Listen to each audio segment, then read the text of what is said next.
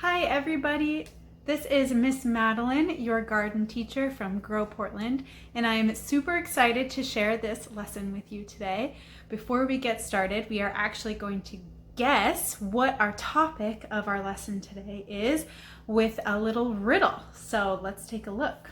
Here is our riddle. It goes like this. I appear dead before I am alive. Although often quite small, inside my skin a tree can live.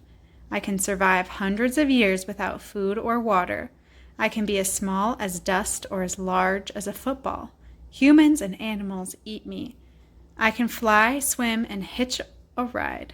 I can survive freezing, fires, and intense droughts. What am I? What do you think? What is the answer to this riddle? Let's think about it for a minute. Something that could be really tiny or really big, can travel around.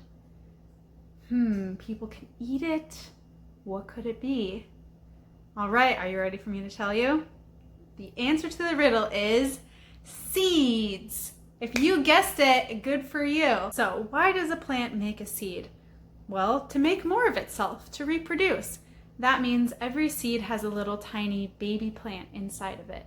Not only that though, the seed has all of the food that baby plant needs to live inside of it too, which is part of the reason why animals and people eat so many seeds. They are very nutritious.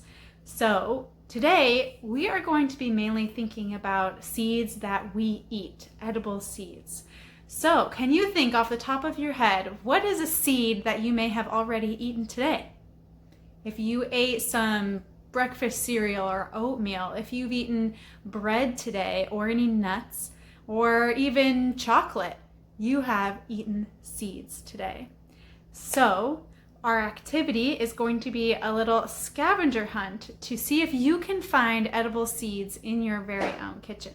Your scavenger hunt looks like this, and you can either print it out, bring your computer to your kitchen with you, or just write down the things that we're looking for on the scavenger hunt.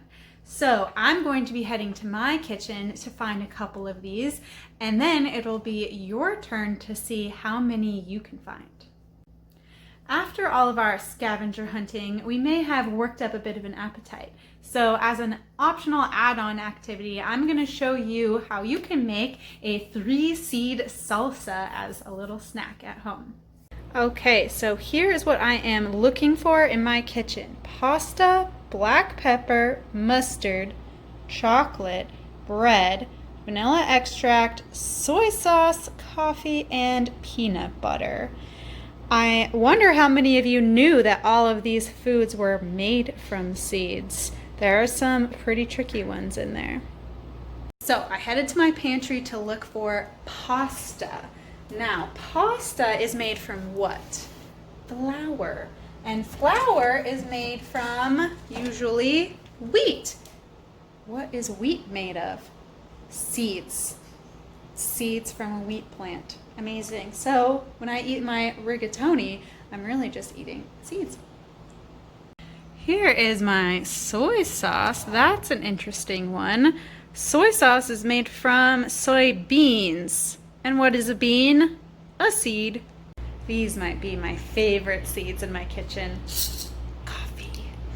Yum. Got my pepper. You can see the little seeds in there. I don't have that much left, but there's my pepper seeds. Heading into the fridge for my peanut butter and mustard. Let's see what I can find in here. This stuff looks pretty seedy, made with coarse ground mustard, and those little coarse pieces in there, those are mustard seeds from a mustard plant. Who would have thunk it? Do you like crunchy or creamy? Either way, it's made from seeds. Back to the pantry for some vanilla extract. Fancy chocolate. I gotta finish eating this. Does anybody else keep their bread in the freezer? Or am I just weird? Here we are. I have found everything on our edible seed scavenger hunt. Great success. If you can't find everything, that's totally okay. Your kitchen may not have all of these things, but just see if you can find as many as you can. I don't know about you, but I've really worked up an appetite doing that scavenger hunt. So I think it's time to make up a little snack. And today I'm going to be showing you how to make a 3-seed salsa that we are going to enjoy with some tortilla chips.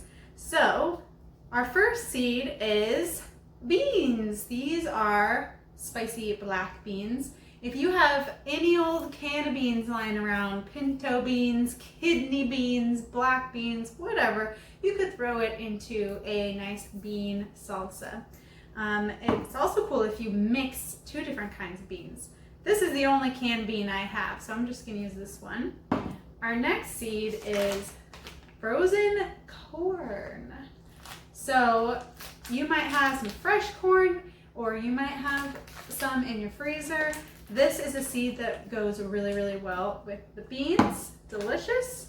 And for my last seed, I'm getting a little clever with it, and I'm using a spice called cumin.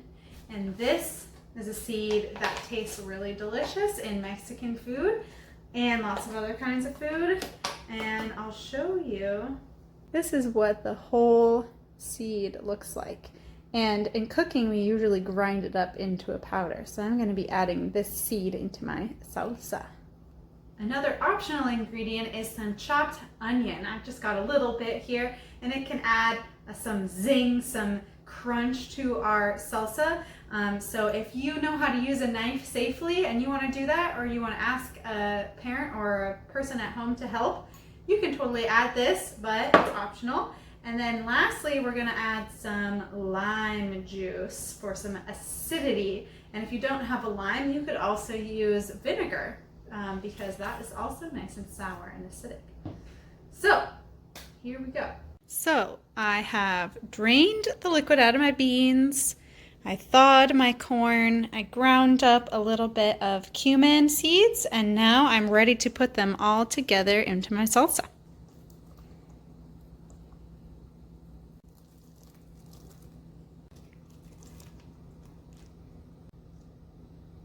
Squeeze a lime, pinch of salt,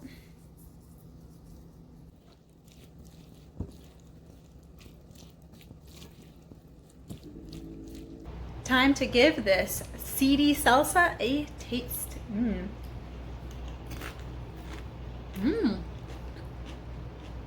That's pretty good. You could also add cilantro, you could add cheese, you could add jalapenos. You could really change this up and make it your own. So if you want to get some skills in the kitchen, go practice with a 3-seed salsa. Thanks for joining me today, folks. Bye. See you next time.